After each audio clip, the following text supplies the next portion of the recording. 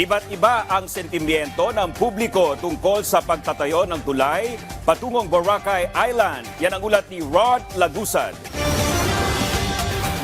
Hati ang mga residente, mga turista, iba pang mga stakeholder pagdating sa panukalang pagtatayo ng tulay patungo sa isla ng Boracay na isa sa pinakapatok na tourist destination sa bansa. Para sa boatman na si Peter, hindi siya pabor sa planong ito dahil posibleng maapektuhan ang gaya niya. Ito lang yung hanap buhay na pinagkikitaan namin. At saka isa pa sir, may mga estudyante kami. May mga college kami, yung mga boatman iba dyan, may mga college. Ito lang talaga yung hanap buhay namin. At saka ang pangit sir, hindi na siguro tumatawag na, na ang Boracay na island kasi nakadugtong na siya sa mainland. Ganito din ang sentimiento ni Jan na isang porter o tagabuhat ng mga gamit ng mga pasahero papunta at paalis ng Boracay.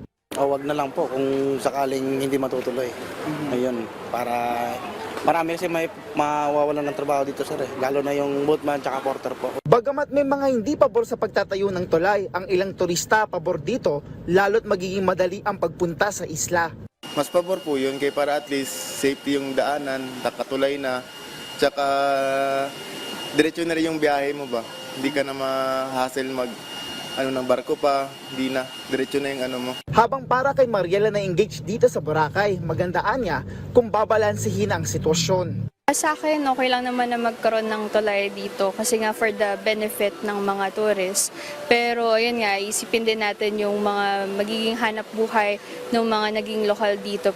Sa darating na Biyernes, August 8, magkakaroon ng pagpupulong ang Malay Aklan LGU sa San Miguel Corporation na una nang naglabas ng unsolicited proposal sa paggawa ng tulay na magdudugtong sa isla ng Boracay sa mainland Panay. Una nang inalis ng sangguniang bayan ng Malay ang panukalang tulay mula sa Comprehensive Land Use Plan at Annual Investment Plan nito, kasunod na rin ng oposisyon ng mga lokal dito. Inaabot ng nasa 5 hanggang 6 na minuto ang biyahe mula dito sa mainland Panay patungo sa isla ng Boracay. Sakaling magkaroon ng tulay dito ay maaapektuhan ang trabaho ng mga boatman at porter na dito lang kumukuha ng kanilang kabuhayan. Ayon kay Malay Mayor Floribal Bautista, lumiyam na sa kanilang MSC para ipresenta sa kanila ang kanilang panukala. Normal naman yan. So, may mga pro, may pro, may against na. Normal na. But we have to give a chance naman to present. No? Tingnan natin kung how it, why is it that they want to put up a bridge? No? Then what will be the effect kung may bridge siya? Then how about some sectors that will be affected? Ayon sa provincial government ng Aklan, nagkaroon na ng pagpupulong ang probinsya sa SMC.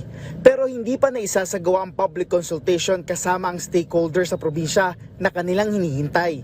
Maraming groups na nag-oppose dito and pinapakinggan namin sila kung ano yung dapat na steps na gagawin namin and of course kung ano talaga yung future na beneficial for the island and beneficial for the Aklanon. Sa ngayon, for ilang decades, marami pa namang investment na